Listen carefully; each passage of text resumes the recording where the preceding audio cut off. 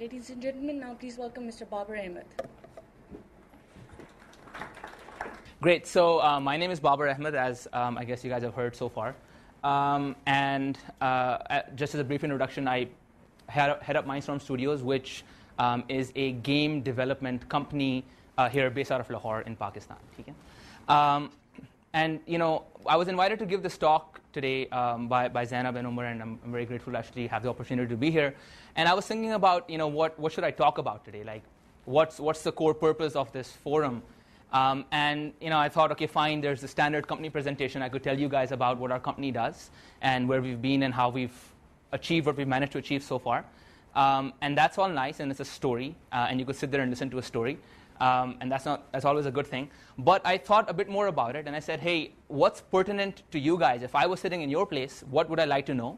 What would I like to hear actually sitting in your place, right? And I was like, if I was in your place, I'm most likely trying or thinking about going into entrepreneurship. I'm thinking about doing something different than my day job. I'm trying to make a change, trying to shake things up. So what would I like to hear if I actually was thinking about making that kind of a jump? So I got up today morning, and I kind of scrapped my old presentation, and I then redid the presentation for something along those lines. And on those points, how many people in the audience actually have started a company and are successful right now? Great. So there's one person. Congratulations to you, sir. And other than that, I mean, I'd say there's not everybody here is a successful entrepreneur, so we're kind of in the same boat. And the idea there is that in the second half of the presentation, after I tell you a bit about our company, I wanted to address what I think I would like to hear sitting in your place in saying, how do I go from where you guys are into being a successful entrepreneur? All right, at least from my perspective. How do we go from where you guys are sitting in your chair into trying to be successful? Okay? So, but before that, let's get the company stuff out of the way. So why can I actually come up here and talk? What have we done in the past? We're a product company. I'm not going to talk a lot about our company. If you guys have questions about it, of course, we can take that up in a Q&A session. We are about 6 years old, so we're formed in 2006. The key difference between our company and other companies in this space and in most of the other spaces in Pakistan is that we are entirely a product-focused company. So we're not a services-based organization, so we don't sit down and say, hey, client XYZ, let me get a project, let me make this for you, and let me make some money off of that. No, that's not what we do. What we do is creative work. We sit down and say, hey, this is what I want to make because I think this is cool, or I think this is going to work, and I think this is going to make us some money, and I think this is going to make a difference. So a bunch of guys get together, and girls, and we say, all right, fine, let's try and make this product. So we're product-focused entirely. We're also self-funded. That is very similar to, I think, almost most of the companies in Pakistan, and we'll get to that. We started initially in 2006 when the mobile revolution really hadn't happened, at least not the smartphone revolution. And the PC platform was the primary platform for game consumption other than the console. So we started off with PC games and stuff, and alhamdulillah, we've made a lot of games, and I'll show you a bit of those. We've done fairly well as a company. I wouldn't say we're super successful, but this year, we're closing in roughly in $1 million in revenue this year, just on our own products, and then hopefully it's going to be upwards of that. So we do kind of sort of know how to do this stuff, but we're not like a super successful company yet. Hopefully we'll get there. So this is one of our games right now. I think we mentioned that, Zena mentioned in the introduction. This game actually hit #1 across all app stores when we launched it. It also happened to be our first mobile game that we made. I'll quickly go through some of the stuff. This game right here is a social game. It's a kind of a mashup between the mafia genre, like Mafia Wars, where you go and attack and kill each other and stuff like that, and the farming genre, where it's all nice and happy and you grow carrots. And so we kind of merged those two and said, let's try and make something ironic, if you will. This game is making a lot of money, all right? As a stat, some guy logged into our game like a few months ago, and in one day spent $5,000. One guy spent $5,000 one day within this product. So I know it sounds stupid, and actually that's what we thought. We thought it was a server-side error, but it actually wasn't the case. I'm sharing those numbers with you that these things do work. It's not like it's not hogwash. And again, if you guys have questions about that, we can discuss it in the Q&A session. This is another one of our games. It's an arcade-style puzzler. This has done really well as well, over 1 million downloads. This is a variation on our Mafia game. It's a more thematic RPG-type Kingdoms game. This is also doing really well for us right now. And we have a bunch of other mobile games. So these are all on the mobile side and stuff. And it's our product portfolio. And of course, for every successful game, there are many other non-successful experiments, as is the case with anything in life. This is the World Cup game that people spoke to you about. So the way the World Cup game worked for us was that our first product in the company's history was actually a full-blown 3D PC cricket game. And when we started, we didn't know how to do this stuff. In fact, we didn't know. Nobody had ever made a game in our company before, right? And the only reason why we did a game was because we were passionate about making games. Because I've been playing games all my life. My brother has been playing games. We're like, हाँ यार cricket game बनाते हैं मजा आएगा. That's all we thought, right? और 3 साल लग गए हमें मजा लेते हुए, right? And it took us a long time. But alhamdulillah, the game came out. That was actually this game right here. It's called Cricket Revolution.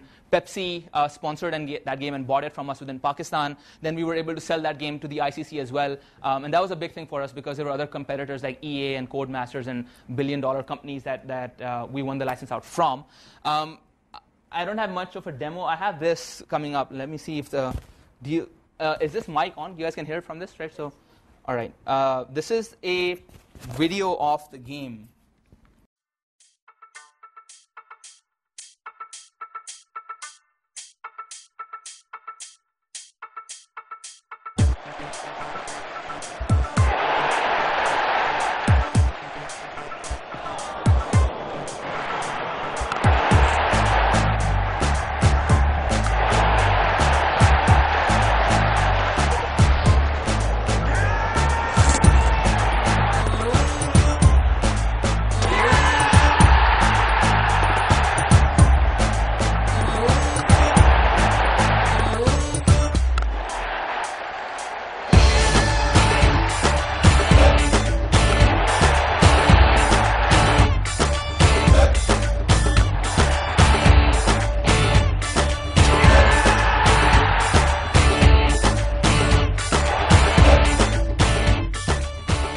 So that was our title about 4 or 5 years ago. It's a lot of nostalgia associated with it. Of course, the graphics are a little pre-gen given where we are these days. But back then, with the kind of money that we had, i.e. zero, that's the kind of stuff we could make. And that game did do really well for us. It sold on Steam. So I'm not sure if you guys know what Steam is. But Steam is an independent publishing platform made by Valve. Valve are the same company that made Counter-Strike, Half-Life. They're a very, very popular game development studio and distributor. And they're very picky and selective about the stuff that they sell. And so we pitched our game. They liked it. They said, sure, we'll sell it. So that's the stat there, right? Wow, OK, I've already jumped a slide ahead. So that's kind of all I wanted to say about my company and what we've done in the past. And of course, if you guys have questions about that and about the industry and about how much money people can make in this industry, we can talk about that in a Q&A. I wanted to move quickly to the second part of this talk, which is based on my personal experiences. This is not some global industry standard or data or stuff. This is my opinion on what it takes for an entrepreneur in your position to go from where you are to being successful. All right? And if you guys are thinking about being an entrepreneur and stuff, these are the things that I would think about were I in your place. All right? So I've drawn up a chart here. And very broadly, of course, there are a lot more ingredients in being a successful entrepreneur. But very broadly, I've categorized them into these categories, which is the entrepreneur, him or herself, the team that they work with, the idea that they have, the money that they have to begin an entrepreneurship venture with, the ecosystem, and we'll get to that, and, of course, luck. All right? And I've given a personal weightage to how important I think each item is relative to 100% scale in terms of you being successful. Okay? So we're going to address each one by one. Let's talk about the entrepreneur. All right? So the entrepreneur in this case is you guys. It's you in the seat. It's you in the seat.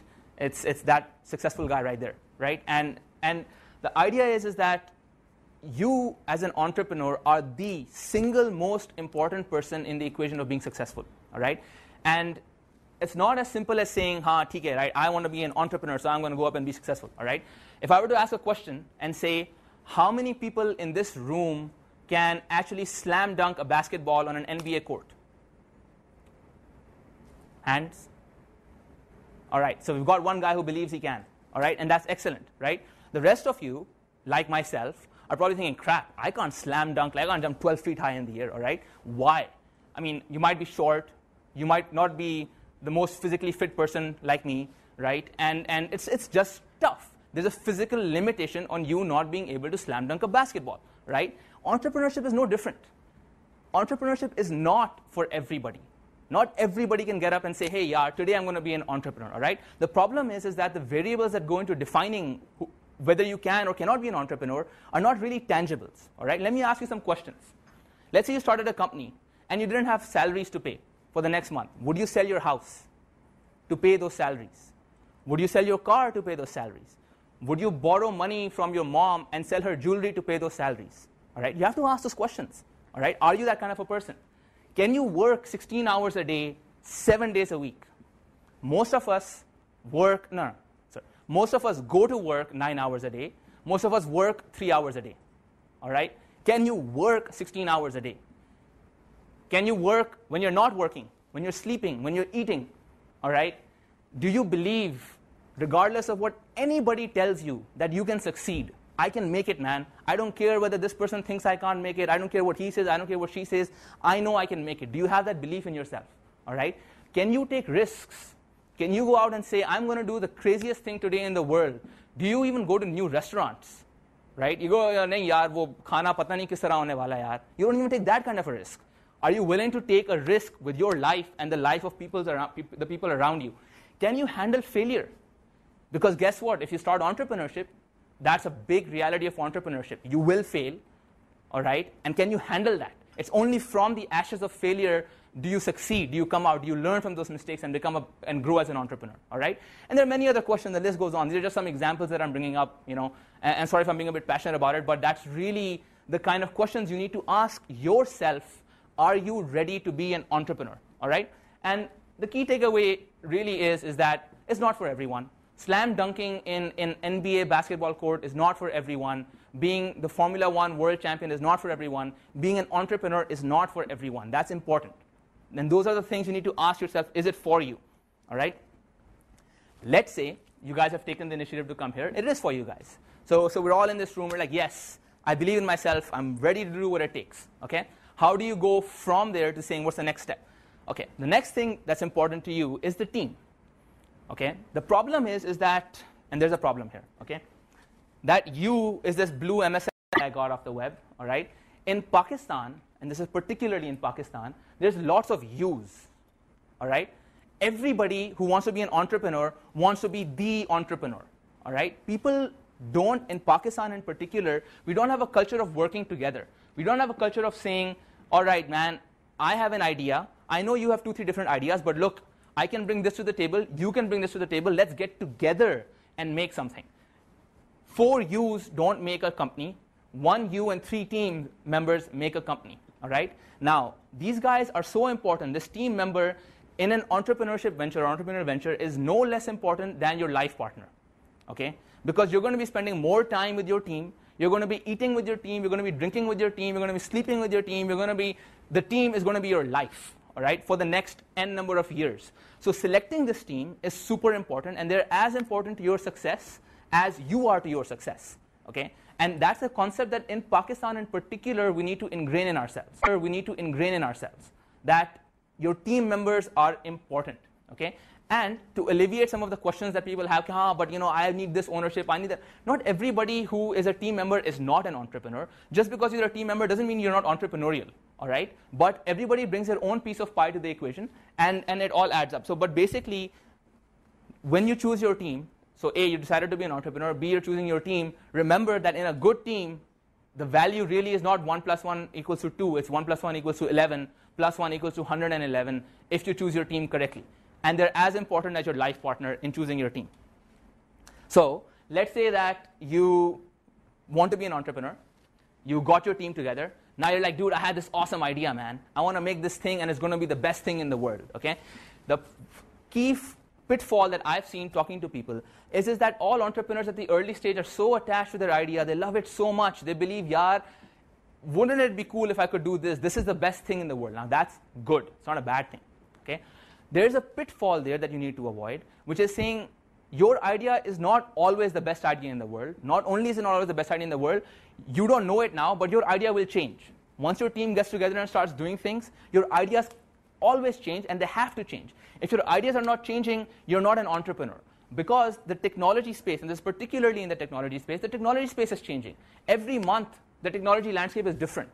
All right? So your ideas need to keep up to speed with that technology, with that change of technology. A good example is Sony. I've already put it up here. How many people know that Sony's first product, the first, and Sony guys got together, chalo yaar Sony banate hain, right? The multinational giant of the 80s and 90s. Now it's kind of dwindling, but nevertheless, Sony is Sony. They made bean sauce. The founder said, यार मुझे bean sauce बनानी है क्योंकि Japan में bean sauce अच्छी नहीं मिलती, all right? और फिर इस bean sauce को चावल के साथ पकाने के लिए मैं rice cooker बनाऊंगा, all right? And both their products totally failed. From there, they reiterated, they tried. There are many other examples. HP, the computers that you guys use, and so on and so forth. Their first product was one of the first products was a, bowling आप करने जाते हैं, right? उसकी एक foul line होती है. Okay, अब वो आप cross करें तो foul हो जाता है. That was their first claim to fame. These are Stanford, serious graduates, Hewlett and Packard, that have buildings named after them, made a bowling foul line as their first product, right? So the point I'm trying to make really is that when you're doing entrepreneurship, you have an idea that's excellent and gets you motivated, you want to go, you want to start, experiment with your idea quickly and eliminate your ideas even quicker than that. Nahi chala, don't hang on to it, don't go, oh yaar, mera wo idea, yaar, ye blah, blah, blah, blah, blah. Don't stick to it, don't be bullish. Be ready to innovate and change, okay?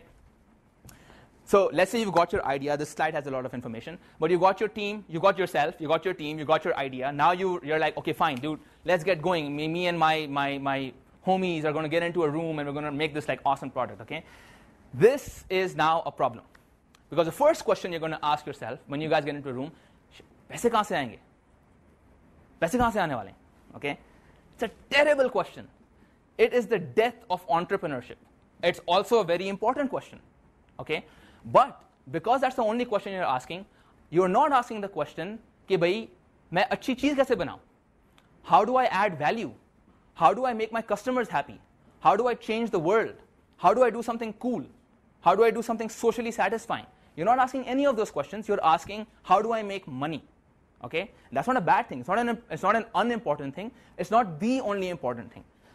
Because of that, the problem is that to really start entrepreneurship in a good way, in a way where you can actually add value, you need to be able to raise capital upfront. The only purpose of raising capital upfront, or one of the key purposes, is to take away that pressure from you so you start asking the right questions. You can focus on the product, all right? You need to be able to raise that money upfront, that venture capital, that risk capital that's out there, okay? A good example is Facebook. They made Facebook. Facebook wasn't profitable. They didn't make any money. They had billions of users. They didn't make any money until recently. Where they figured out their business model. Another example is Twitter. I think Twitter is still not making money.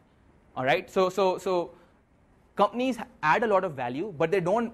The business model in which you actually make money from that value is a morphing thing. PayPal morphed their business model 100 times before they figured out the right sweet spot on which to make money. So the problem is that because we have a hard time raising money, and I'll talk about that in a bit, we start asking that wrong question, and inevitably, because you have to answer that question, you have to pay that salary, everybody starts to sell the first thing they can sell. And what is that? It's human capital. You and 4 people are in a room. What can you sell? You can sell your time. And that is why all our companies tend to move towards services. Chalo yaar, flan banne ka project pakadte hain aur wo project kar lete hain. That's not a bad thing, okay? But it's not innovative. You're not changing this landscape around you. You're not changing the world. I mean, yes, you're adding at a secondary and third level and so on and so forth. As you can see, I'm not a services guy. I'm a product guy, and there's a reason for that, because I want to make a change and an impact. But this is the age-old debate that I have with people that I speak with, services versus products. Unfortunately, because of the lack of a funding ecosystem, companies in Pakistan are forced to do services, and because of that, we don't tend to innovate. So if you guys are trying to start a company or thinking about it, don't think about that first line. Think about your product and think about raising your money. What options do you have to raise money? And I'm speeding up through this so we can actually have a good Q&A session. The first important fact is that not only in Pakistan, but in a large part of the developing world, venture capital is not available. Okay? There's multiple reasons for that. You can't go and blame the venture capitalists for not being present in countries like Pakistan. There's no legal system here to support venture capital. There's no capital market in which you can actually have a good buyout and a good exit strategy. All right? The human capital that you require, the people, the talent that you require to feed your entrepreneurial ventures is very limited in these areas. All right? So for many of these reasons, venture capital will not exist in developing countries in the true form that it does in the developed world, at least for a while. Right? That is the reality that you live in. So A, you need to understand that. You don't actually go and get venture capital. Now, what are your options in Pakistan if you were to go and raise in money? If you want to go raise money, well, the best option in Pakistan, unfortunately, is your friends and family. Go talk to your friends, go talk to your family, go ask people, and convince them, yaar, main ye bahut chikni cheez bana raha hu aur scene on hone wala hai, right? And if you can convince them of that, and they can give you their money, well and good. That's a great place to start, okay? Or you talk to angels. I have an angel for you.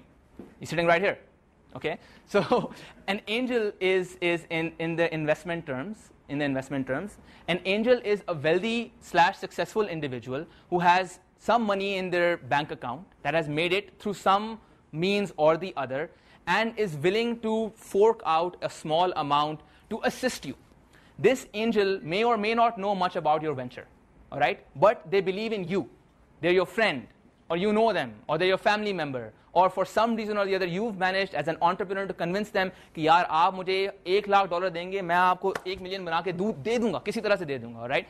That is probably your second best bet beyond friends and family. And there are these angels. Unfortunately, these angels in Pakistan in particular are real estate tycoons generally. So you go to them with a, hey यार मेरे पास flan DHA में 40 plot मिल रहे हैं 10% discount पे, they will fork out crores immediately. You won't even know where it came from. It'll just come. It'll fall from the sky, right? But you tell them, hey, I want to do something where I have this technical venture and value. They don't know how to value these things. But that's your second option. And then your third option in Pakistan, of course, is to build a services company. That's it. I mean, those are the ways you can raise money in Pakistan as far as my understanding goes, okay? In our particular case, I invested all my life savings into Mindstorm Studios. My mother sold her car, and they came to Pakistan. My brother sold whatever he had in Dubai. He came here. We put in everything that our family owned into making this venture, all right? That was how we started off. We went with option A. I didn't go to angels. I didn't go to build a services company or anything. I said, we're going to still make a product, but we're going to do it by selling everything we own and really try and make this happen, okay? So that's the funding part of things. And that's not always easy, but yeah, so the key takeaway is money is really hard to come by. Okay, this slide is a little noisy, but it's an important slide.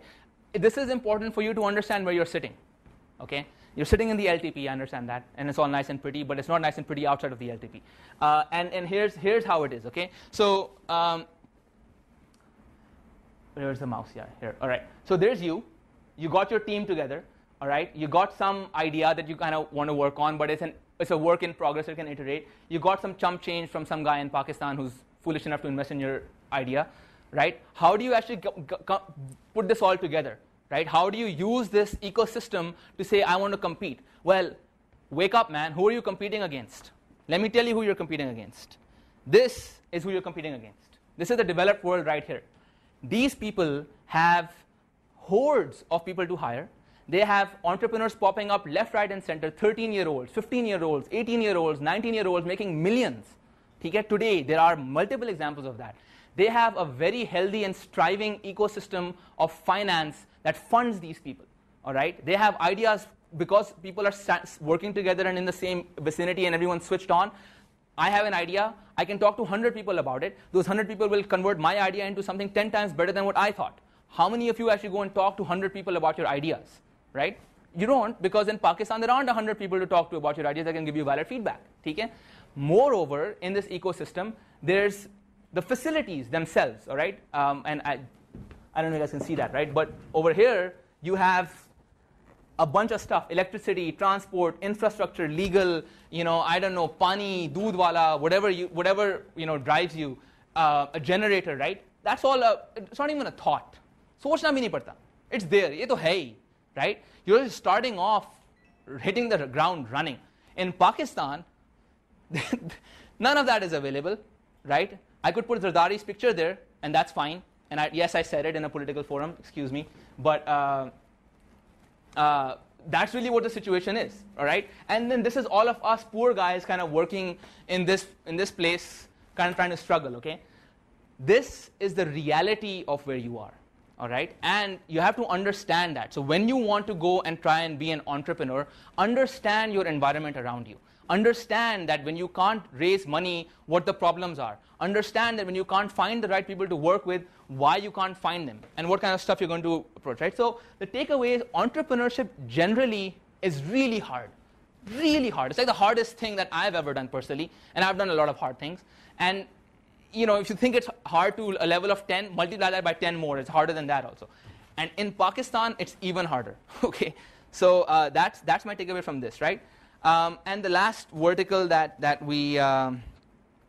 I had up there was luck. Okay, so all of this is fine. You got your team. Oh yeah. So by the way, I did want to say this, right? In this slide, but all hope is not lost. Okay, I'll tell you why all hope is not lost. I'll tell you why. All right. You see this guy right here. If you are an entrepreneur, that means you have said to yourself, you will do whatever it takes to make it happen. Man, you will do anything to make this happen, okay? Your team members have said that too. And there is no equivalent and no putting down the human spirit. That is why entrepreneurship works in Pakistan. There's no other reason, all right? It's human spirit that says, I am going to make this system into that system one way or the other, okay? And I don't know how good you are. You don't know how good you are. Unless you start it and unless you try it, you don't know that you can do this. But you get into it and you do it, and you're like, yaar, scene on ho gaya tha. That's really what happened with us, okay? So that's the variable that fights this particular situation, okay? Along with that, of course, there's the luck factor. Now, what's the luck factor? So there you are, nice and blue. There's your team, and there's all the stuff we spoke about. You need to be able to get from there into a company like this, all right? As an example. So that's you got your idea, you managed to raise that money, and you got this team together, all right? In this equation, going from that point to this point, what variable do you control? You control just yourself. You can do whatever you want to do. You don't control the team. You don't control all the business spaces that develop the ideas. You don't control the funding structure, right? You control yourself. What are the chances that you run into that team member? What are the chances that you thought of the right idea? What are the chances that you found that investor, right? So in going from here to here, your game essentially is to say, how do I optimize or minimize my probability of failure in a techie angle? Or how do I make sure I can meet the right people? That is why for an entrepreneur, being social is important. If you sit in your room and do nothing, you will never meet that team member. You will never meet that investor. You will never get that right idea because you're not meeting enough people to bounce these ideas off. You just exist in your own microcosm, all right? So you got to go out there. It's like literally like a snooker table, right? And if this ball on the snooker table is kind of hanging out in the corner, it's not doing anything. You got to put it into the mix so that it bounces off of multiple things. That's the key idea, right? But let's say you managed to be lucky enough to meet these people and you persevered and so on and so forth, right? And you formed this. Now, your next task is, this company needs to make this product, okay? So you thought that you'll be able to make this product, right? But again, you don't control all the variables. What if your key team member leaves? What if you run out of money? What if, I don't know, 100 things happen, all right? A lot of things need to work correctly for you to be able to achieve this. Let us say you manage to achieve that as well, right? So keep in mind, you started off as an entrepreneur saying, हाँ यार, मुझे ये एक चीज़ बनानी है और पैसे मिलने वाले हैं, right? After this, this is where the fun really begins. So when we started, we thought, यार, product बन जाएगा तो बस scene on हो जाएगा. It's all going to be good and all going to be happy, right? We managed to fight the odds and make this. What we found out was that the toughest thing in product development is not the creation, because that is still somewhat controllable. It's actually what happens after the creation. This cloud here is the real world. You don't control anything in the real world. You don't control the market. You don't know if there's a competitor coming in with the product at the same time. You don't know if the iPhone comes out. That happened with us, all right? We spent 3 years making like a cricket PC game, and by the time we were done, the entire gaming landscape had changed. An iPhone was out. Nobody cared about PC games, all right? You don't control these things. And if this all works out for you, only then will you be successful, that you can manage. So this is the reason why coming together. So you don't just jump from here, idea आ गया, चलो जी successful हो जाएंगे. इस तरह नहीं है. Which is why my takeaway from here is that honestly, pray hard and try and get good karma around you. Okay, honestly, you really need it. All right, a lot of people stumble on success, which is why we might think entrepreneurship is easy. You get some people that you meet, you're like, yaar, how did this guy make so much money? Yaar, ये कहाँ से आ गया? और ये इसलिए आ गया क्योंकि things lined up for him. All right, he wasn't as hardworking as you are. He wasn't as smart as you are. He wasn't as dedicated as you are. But he was a lot more luckier than you were.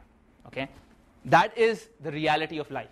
So to summarize, there's you. There's the team that you get together. There's the idea that you put together, right, with this team. And please don't hold on to your idea by too much. And if you can manage to get this team together and you have an idea, talk to some angel to try and get some money to make a product. Don't do services, please. And then after you do that, realize you're in a bad ecosystem, okay, and really just pull your socks up, man. It's a struggle. Pakistan mein, it's a struggle. You need to be able to take that struggle on. Or koi rasta nahi hai, theek hai? And then be lucky.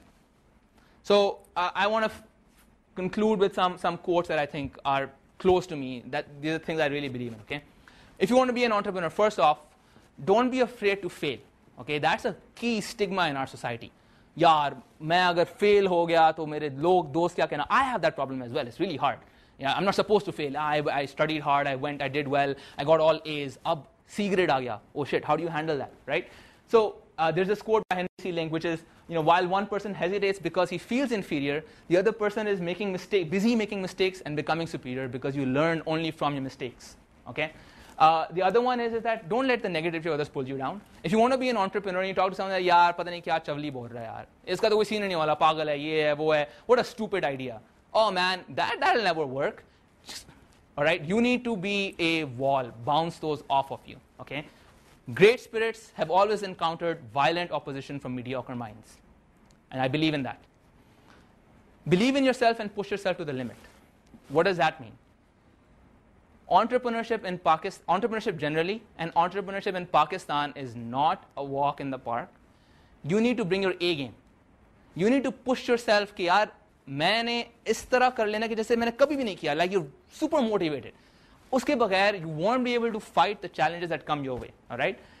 Doing what others cannot do is talent, but doing what talent cannot do is genius. Be a genius. All right. That's my take on that. Dream big, please. Okay, I'm a cricket batsman. How many batsmen go out on the crease and say, "Aaj maine ek run banana hai"? Come on, right? Okay, Misbah, yes, shouldn't be part of the team. Okay, but seriously, dream about making that double century. Dream about making that triple century. All right. If you think one run, you're going to make 0, right? So that's one of the key problems. On service. If you want to go to a services company, be a 5-man team, and serve some other client and earn some nice profit, man, trust me, it's 10 times easier to get a job. Trust me. Do a job, be happy where you are. There is nothing glorious about having a 4-man team doing other client work. It's not. It's so much work. It's so much effort. Client ki khap, client ka ye, client ka wo, team, company. You will realize that it's not only that, but forget about that, right? I mean, you can't really add value without dreaming big. So I'm a big proponent of that, okay? And lastly, I mean, don't keep waiting indefinitely. There is no right time. The right time is when you want it to be the right time, okay? Of course, everybody has their own situations, but don't keep on waiting forever. And this, I really live by this, all right? I try like anything. I try to do everything. I mean, I've done some crazy stuff in my life. But regret for the things that you did may diminish over time. But the regret for the things that you haven't done is totally inconsolable. कि यार वो मैंने किया नहीं था. So I just leave you guys with that, and that's my take on it. So I'd open up the floor for any questions.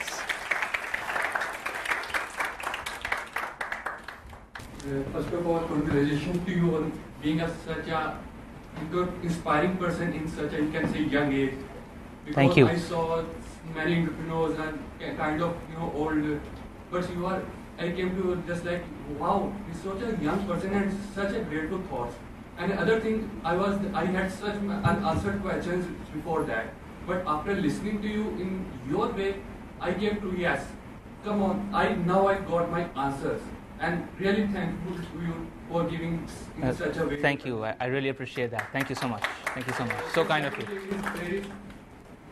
Sir, tell me, when you started this, there were many problems for you. Okay. Can you please tell me, just like you said, your mother sold your car, your brother sold everything. What was the kind of pressure in your mind? Okay, they sold everything. I'll have to pay them back. That's one thing. And another thing, what kind of problems in real time you faced when you started? Those are both very valid questions. Sorry, I'm interrupting. So there is a question with the management. Sir, please, this is a professional kind of seminar. Sir, it was timed as 4 and it started after 4:30. Sir, sir, there is, we have our jobs to do. We come from job and the manager will not allow us to go on 4 times. So there are the things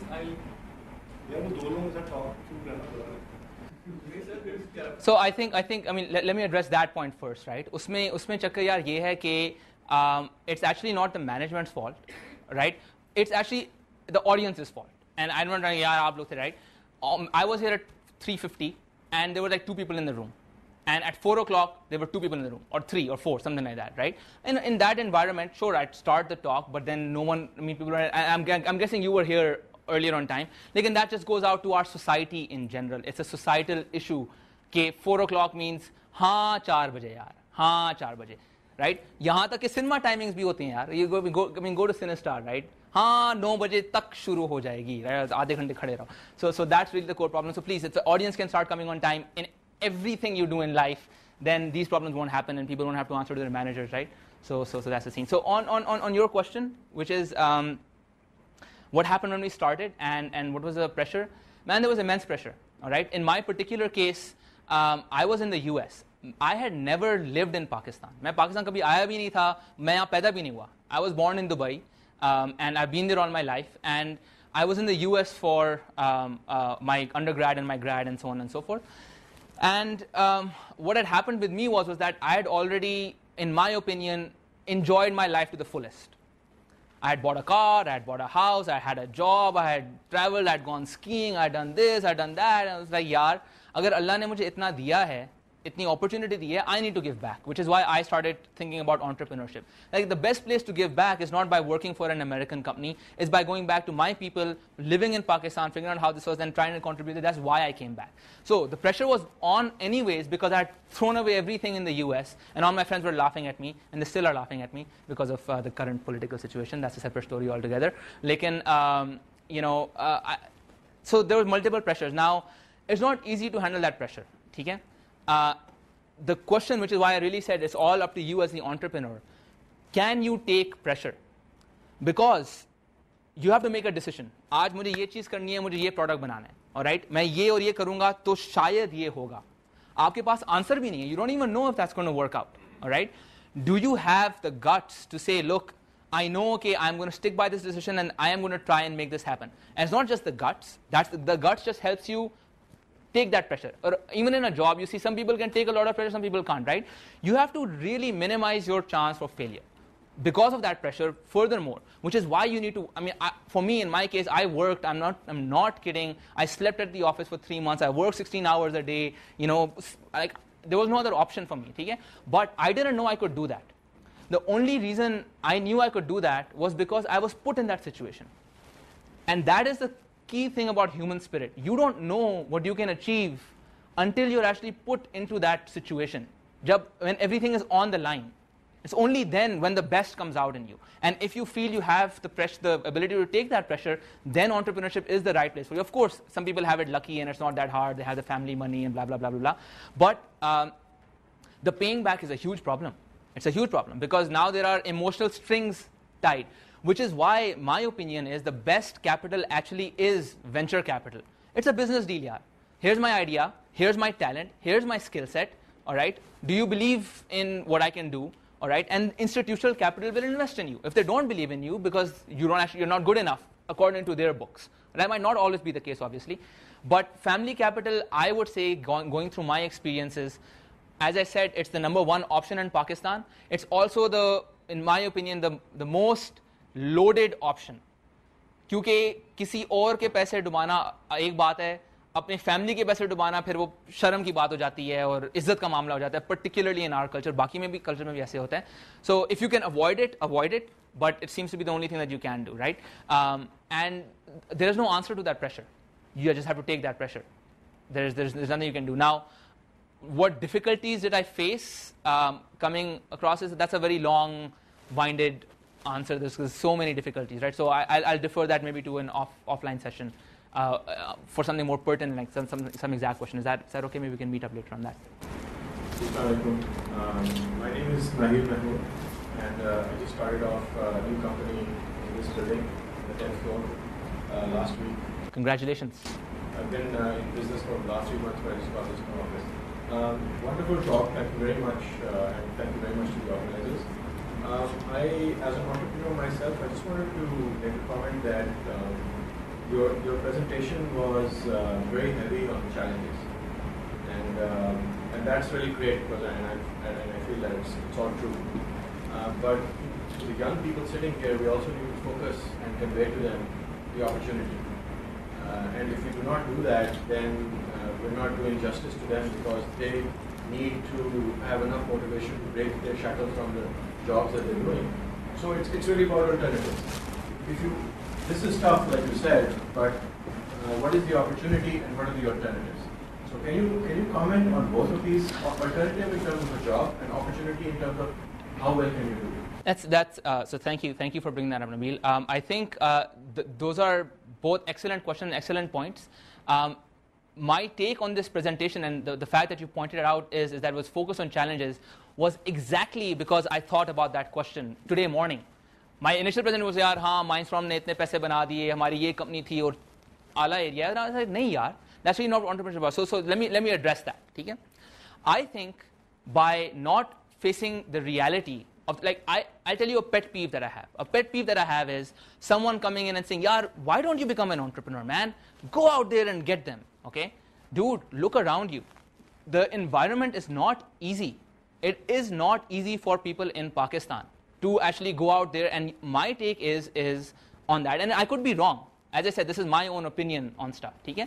My opinion on this stuff is by forcing people to become an entrepreneur when they're not ready is like putting a 10-year-old kid into an A-League soccer match. All right? It's unfair to them because they don't know what they're getting into.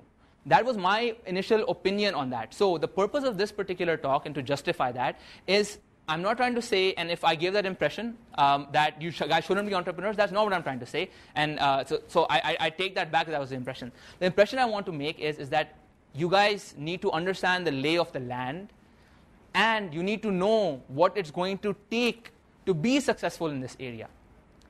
Either you're rich to begin with, it's easy, not a problem, take your risks, all right? Or every time you roll a dice, you get a 6, I would become an entrepreneur immediately. No questions asked. Or you're like everybody else. And if you're like everybody else, the ground reality is that it is tough.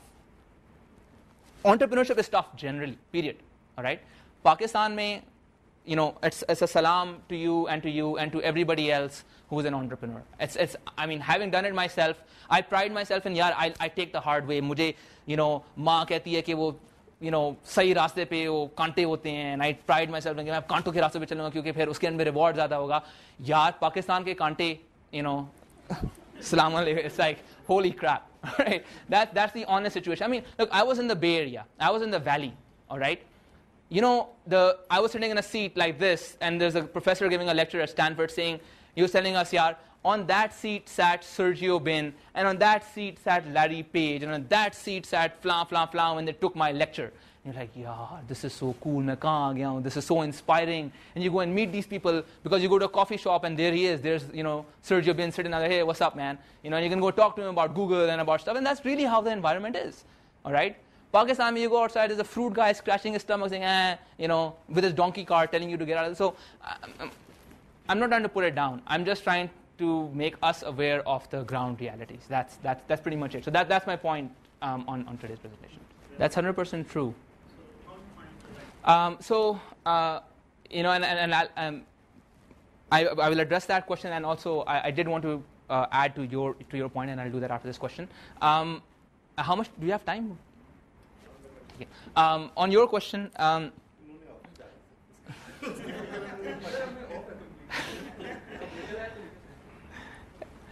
It's Saturday, man. They're making you work hard. I like it. I should hire you. So, no, what I was saying was that when we started off, right, we got into game development. Okay, I'm not the best person to answer that question. I'll tell you why. We're a small team. We're 20 people. We're not a huge team. I don't have 100 people working for me. We're 15 to 20 people that go in and out and so on and so forth. In product development, you don't need 100 people. So I haven't gone out and hired, give me the best, but it's important to hire the best people around you. The issue for us was when we started, we were saying कि हमने 3D PC game बना के globally बेचनी है. पाकिस्तान में तो scene ही नहीं था. कोई scene ही नहीं है. There's no person that I could go to say, hey man, where do I hire? There's no video game school, right? NCA में they teach you traditional communication design. All the art industry in Pakistan is media focused. Everybody loves Ali Zafar, and that's it.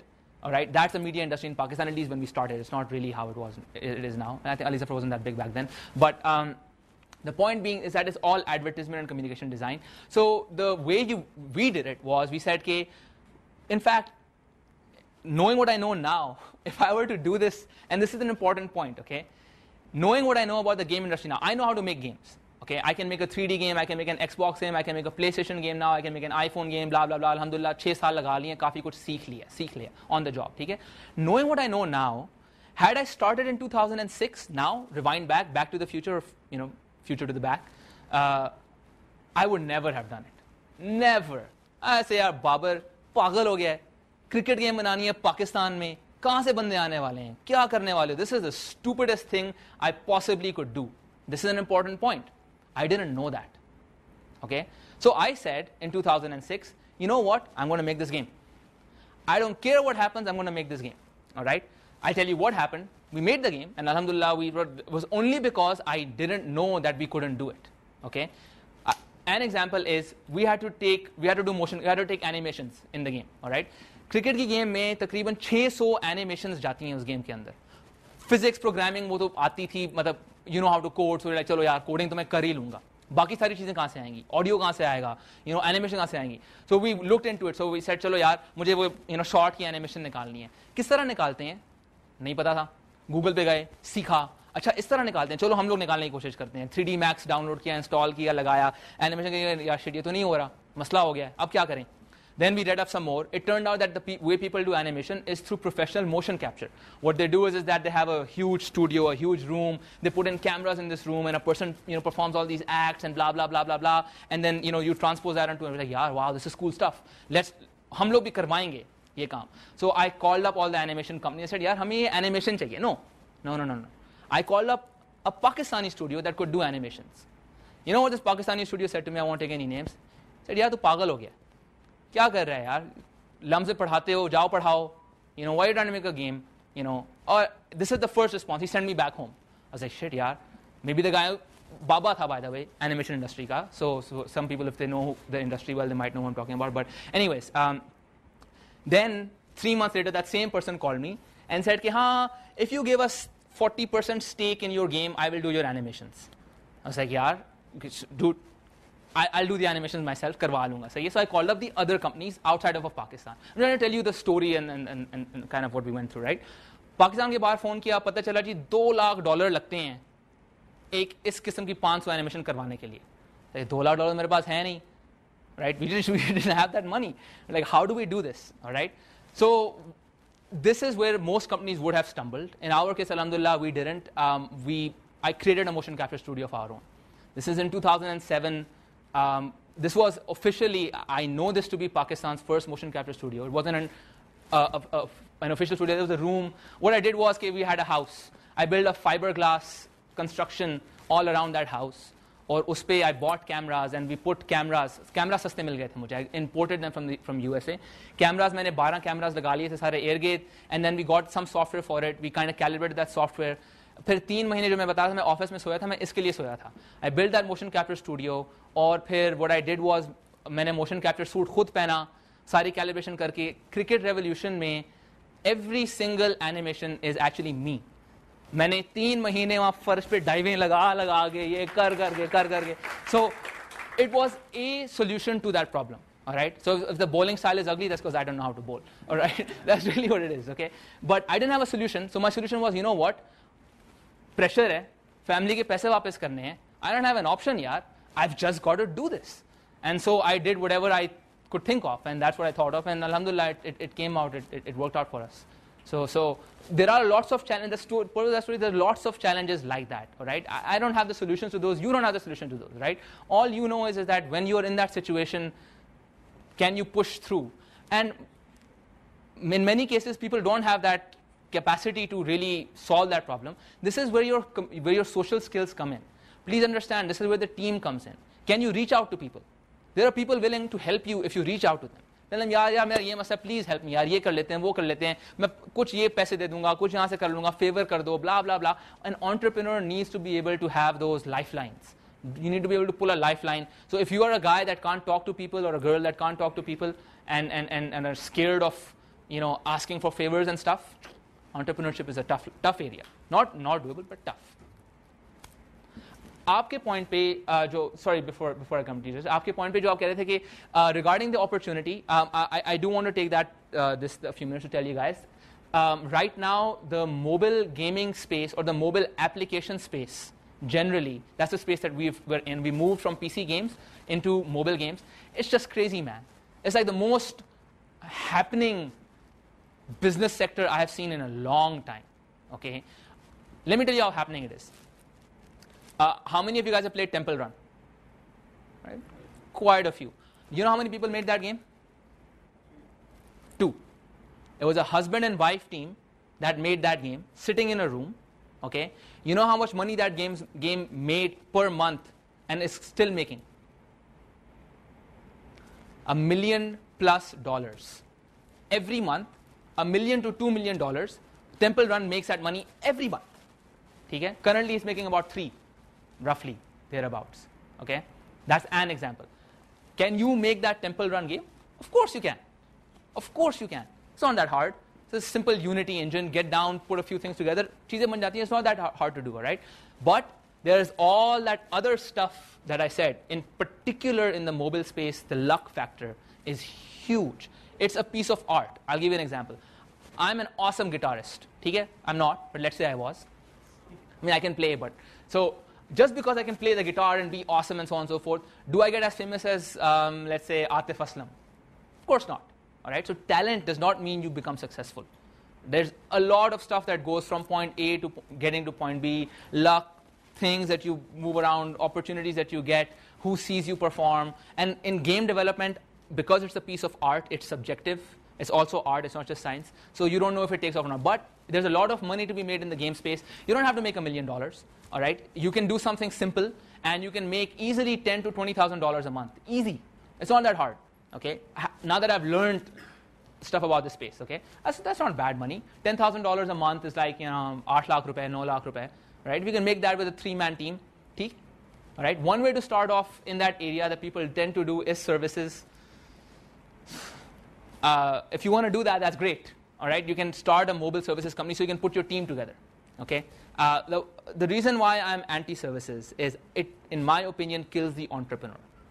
The guy that was creative, that could have changed the world, that could have done something super awesome, now is earning this incremental ticking money, tuck, tuck, tuck, and he's happy.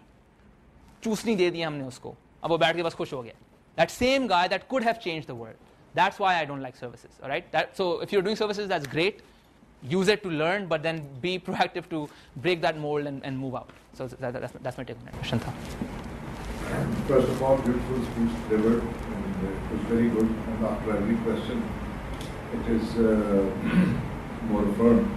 But one question is that can you throw some light on the financials? You made the first video game. Did it make money? You lost it or whatever? We probably know a little more detail about it. That what happened?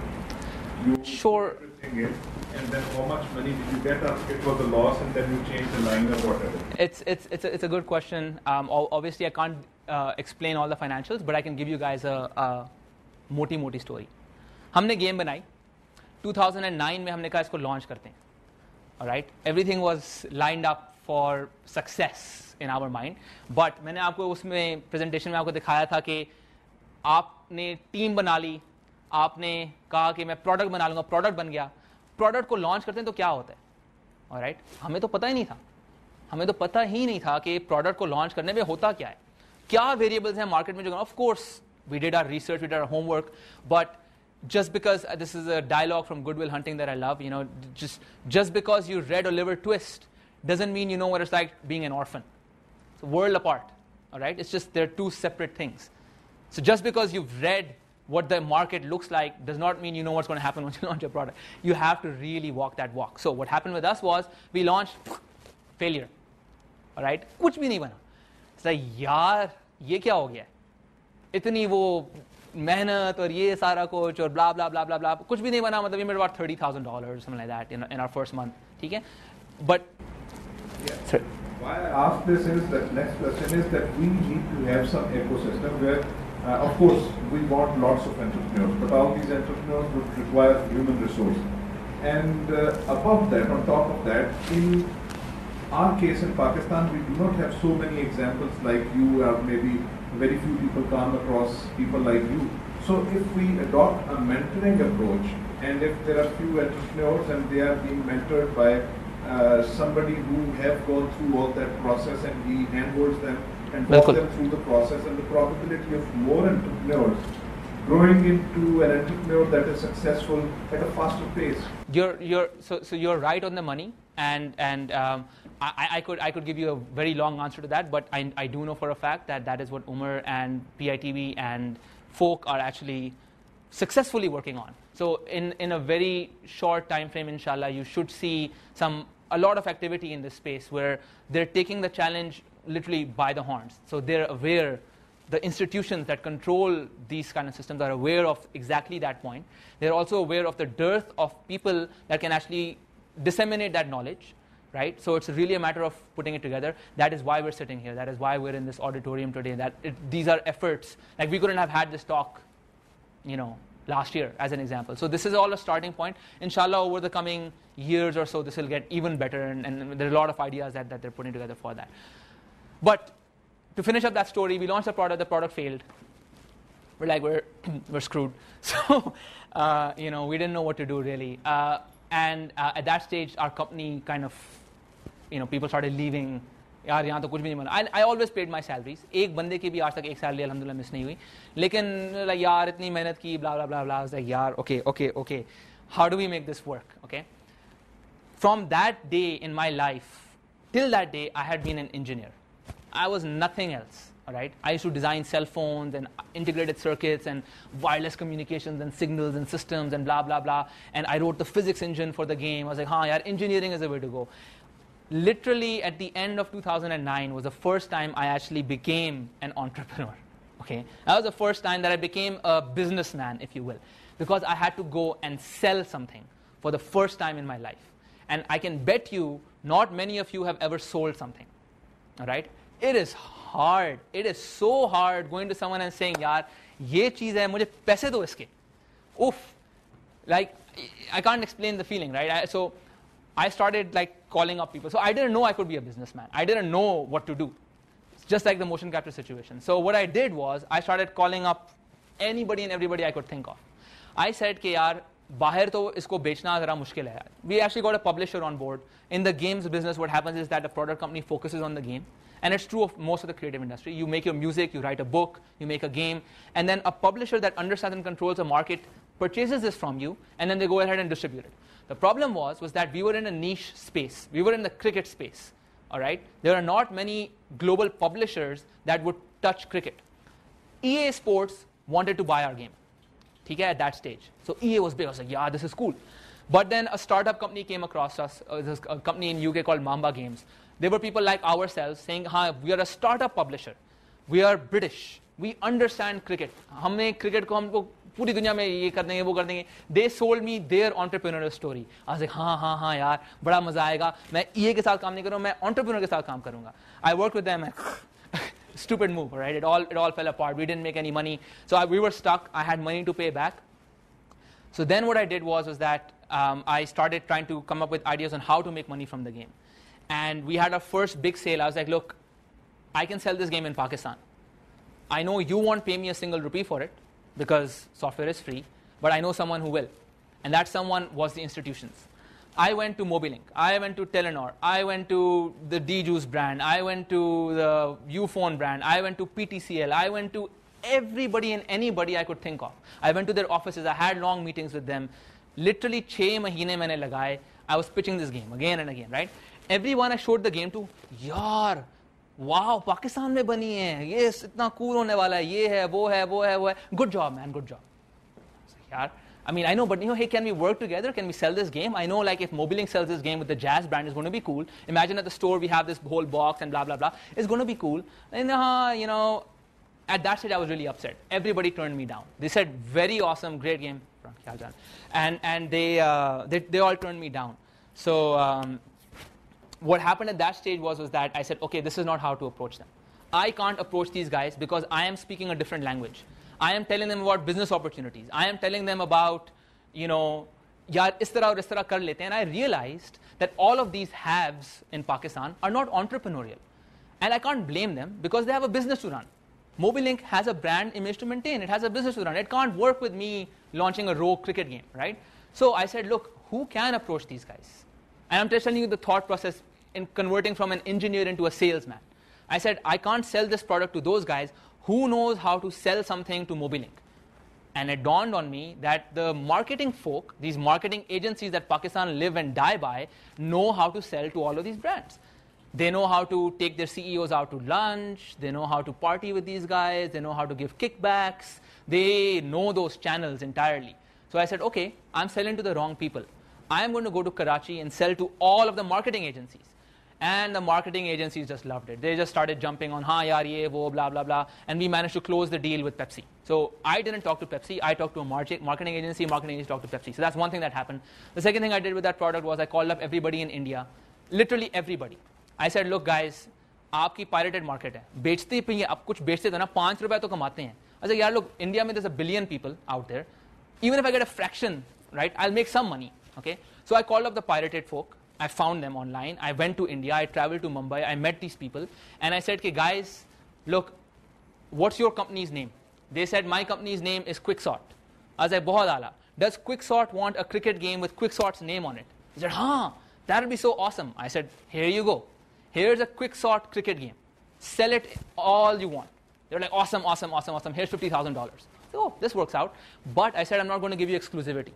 Then I went to the other company, and I went to the other company. India is such a huge market that there was enough appetite for all of that. So anyways, long story short, the point being that in making a product is only part of the game. Selling the product and making money from it, the business side, it's really good if you have a sales guy on board.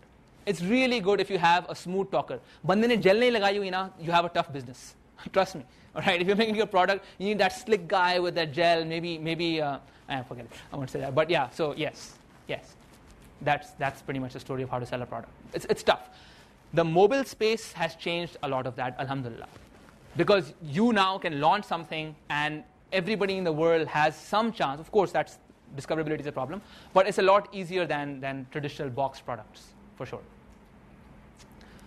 I think we're running out of time, right? Yeah, so yeah, it's almost 6 o'clock. So guys, thank you for all your comments and feedback and everything. I really appreciate that, and hopefully we can talk about